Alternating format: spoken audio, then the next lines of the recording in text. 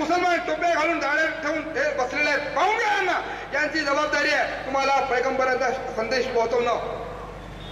तुम्ही यांना मागा, मराठी भाषेत कुराण आहे का, हिंदी भाषेत कुराण आहे का, इंग्रजी भाषेत कुराण आहे का, प्रेषितांचं चरित्र मराठी भाषेत आहे का, तेलुगू भाषेत आहे का, बंगाली भाषेत आहे का, विचारा यांना.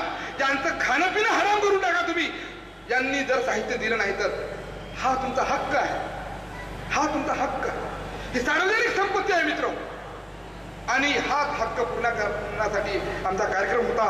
तुम्ही जर खरंच ही शिकवण जर तुम्ही आत्मसात केली, याचं जर अध्ययन केलं तर हा कार्यक्रम यशस्वी झाला असं मी समजेल. हा लहानसा कार्यक्रम असा तुमच्या आयुष्यात बदल करून टाकणारा असायला हवा. एक ऐतिहासिक कार्यक्रम हा असायला हवा.